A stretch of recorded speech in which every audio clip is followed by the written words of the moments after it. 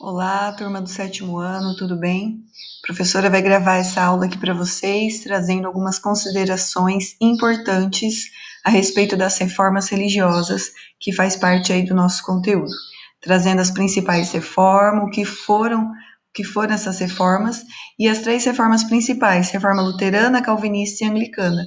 Tudo isso está acontecendo ali, então, no início da Idade Moderna. O que foram aí essas reformas religiosas? Foram movimentos religiosos que passaram a criticar certas ações da Igreja Católica. Lembrando que nessa fase existia apenas uma única religião oficial para as nações da Europa que estão surgindo nesse momento, né, entre o fim da Idade Média e o início da Idade Moderna. O único sistema religioso aceito naquela época era o cristianismo, representado pela Igreja Católica. Não existiam, então, outras religiões. Essas outras religiões vão existir agora com o movimento das reformas protestantes. Esses movimentos religiosos, né, cada um teve o seu caráter peculiar, cada movimento aconteceu numa região da Europa e cada momento aí dessa reforma religiosa trouxe as suas características e o seu principal representante. Tem como objetivo principal a liberdade religiosa e a questão da moralização de algumas reformas das práticas religiosas praticadas até o momento. Então, estamos falando aí entre a Idade Média para a Idade Moderna. Alguns tópicos aqui já foram estudados em aulas passadas, né? Renascimento, absolutismo, a questão também do nascimento das nações europeias, né, das monarquias nacionais, e um desses eventos ali do início da Idade Moderna é o processo de reforma protestante, onde o catolicismo da época vai começar a sofrer algumas críticas, e a partir daí diversos movimentos religiosos. Então estamos falando ali do início da Idade Moderna, é um período do surgimento dos Estados modernos, e as reformas religiosas estão acontecendo entre o século XVI e XVII. É um novo olhar sobre a religião, buscando certas mudanças nas práticas religiosas, na questão da doutrina e também tudo isso, né, todo esse lado religioso associado aos anseios da burguesia, aqueles comerciantes que estão surgindo ali do comércio entre o fim da Idade Média e o início da Idade Moderna. Surge aí essa importante classe dos comerciantes, que vai se ver muitas vezes impedidas pela doutrina religiosa daquele momento, que está vindo aí através da imposição das práticas religiosas da Igreja Católica para aquela época. Então, os dogmas católicos daquela época não vão permitir o enriquecimento exagerado, a própria Igreja Católica não pagava imposto, deixando aí para todo o restante da população pagamento de imposto, de taxa. Então, vai ter para a Igreja Católica muitos privilégios, muitas riquezas, né, muita influência política, o que vai começar a ser visto como algo imoral para as reformas religiosas. Então, diante de todo esse cenário, a Igreja Católica começa a sofrer algumas críticas diante das suas práticas, diante da sua doutrina, das suas crenças, e temos então três reformas mais conhecidas: a Reforma Luterana, que ocorreu na Alemanha, a Reforma Calvinista, que ocorreu na Suíça, e a Reforma Anglicana, que aconteceu na Inglaterra. Lembrando que já existia reformadores antes, desde o século XII vão existir pessoas que vão estar começando a criticar algumas doutrinas pertencentes à Igreja Católica, sempre com esse ideal de moralizar algumas práticas, mudar algumas crenças, algumas práticas religiosas, tá bom? Já vai ter uma pré-reforma para a história da Europa, mas foi só a partir do século XVI que teremos essas três reformas importantes aí que permitiram o surgimento de diversas outras religiões. Começamos então com o movimento de Lutero, que é a Reforma Luterana, que vai acontecer na Alemanha. As críticas de Lutero estão relacionadas principalmente à questão da indulgência, à riqueza da Igreja Católica naquela época. A missa era rezada em latim, o que o Lutero vai falar que era algo que não permitia as pessoas compreender os ensinamentos religiosos, e também a prática da simonia, que era muito criticada por Martinho Lutero, que era a venda de objetos sagrados. Ele vai olhar esse cenário da Igreja Católica e vai começar a condenar essas práticas religiosas. Então, no dia 31 de outubro, é o dia que se comemora o dia da Reforma Protestante. Nesse dia, 31 de outubro, lá no século XVI, Martinho Lutero pregou as suas famosas 95 teses, onde ele vai trazer inúmeros protestos contra a Igreja Católica daquela época. E aí vai estar associado à venda das indulgências, a essa centralização do poder nas mãos do Papa, muita riqueza para a Igreja Católica naquela época, muita influência política, o que vai acabar aí impedindo não só a liberdade religiosa, mas também a liberdade econômica, a liberdade comercial, esse novo anseio da sociedade europeia para aquela época. Então, temos toda a reforma de Martinho Lutero, principalmente associada também a esse caráter religioso, de discutir as doutrinas católicas e de permitir esse novo olhar. Lembrando sempre que as reformas protestantes, elas sempre vão caminhar entre o lado religioso e o lado político para o cenário daquele momento. A reforma luterana está muito associada às questões religiosas, onde de fato Lutero desejava a moralização da Igreja Católica. Ele não desejava o rompimento definitivo com o catolicismo, mas ele desejava se voltar para a questão da fé, da caridade e trazer a Bíblia, trazer os ensinamentos religiosos para a língua das regiões, onde os fiéis poderiam realmente estar aí entendendo e compreendendo as histórias da Bíblia, por exemplo.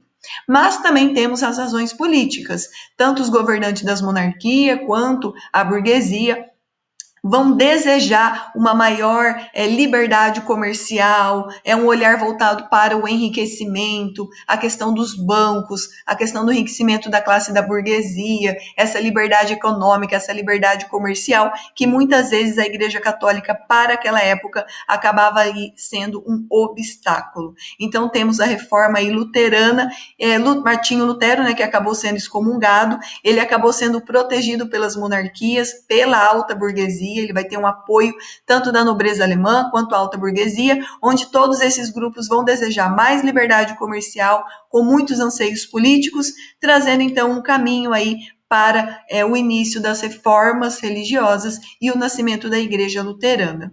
Já com Calvino, poderemos ter aí outras características também.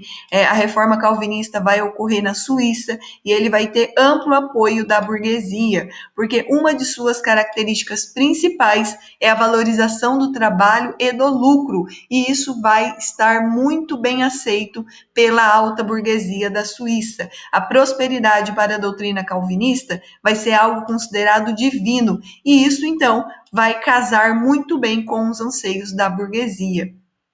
A sua principal característica é a ideia da predestinação, onde cada pessoa já teria desde a sua origem a salvação ou a condenação. Então, quando se fala em predestinação, estamos falando em reforma calvinista, tá? E aí nós encerramos as reformas religiosas do século XVI e XVII, trazendo então a reforma anglicana que ocorreu na Inglaterra, onde rei Henrique VIII, né, ele exigiu que o Papa naquela época anulasse o seu casamento. O Papa não aceitou a anulação do casamento de Henrique VIII, e aí Henrique VIII promove o ato de supremacia, né, tirando os poderes da Igreja Católica e aí permitindo então o surgimento e a criação de outras religiões. No caso do rei Henrique VIII, ele criou a religião anglicana, tirou as terras que pertenciam à igreja, elas passaram a pertencer ao Estado, teve muito apoio da nobreza, fazendeiros e também da burguesia mercantil. Novamente aí grupos que se viam muitas vezes impedidos pela doutrina católica da época.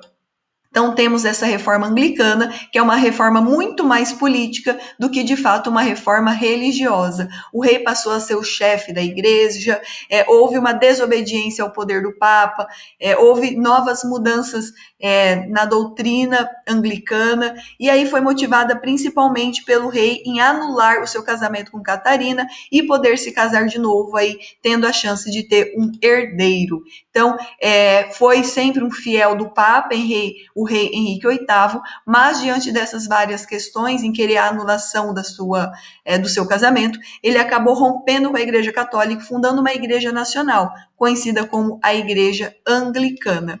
Características do anglicanismo. As reuniões passaram a ser ministradas em língua inglesa, facilitando a compreensão dos fiéis. Manteve-se o culto e a estrutura eclesiástica, bem parecida com a Igreja Católica, porém sem a autoridade do Papa. E a valorização da justificação pela fé e pela pregação. Também o culto às imagens foram abolidos para a reforma anglicana. Então, principalmente aí relacionada com fatores políticos, onde Henrique VIII pediu autorização para que seu casamento com Catarina fosse anulado. O Papa se recusou e Henrique, então, VIII, acaba aí rompendo com a Igreja Católica, criando uma nova religião oficial, através do ato de supremacia. Então, através desse ato, o ato de supremacia, Henrique VIII rompe com a Igreja Católica e funda, então, uma igreja nacional, conhecida como Igreja Anglicana. Estamos aí, então, falando das três principais reformas, o anglicanismo, o luteranismo e o calvinismo. Quando olhamos essas três ordens com o catolicismo, poderemos ver aí algumas diferenças e semelhanças, né? O anglicanismo é a religião que mais se parece com a Igreja Católica. O luteranismo e o calvinismo vão trazer aí outras características, onde a Bíblia vai ser a única fonte da verdade, a salvação vai ser pela fé. No luteranismo e o calvinismo, os pastores podem se casar, as igrejas não têm estátuas e nem figuras, e eles recusam o poder do Papa. Lembrando que o calvinismo vai trazer também a questão da predestinação.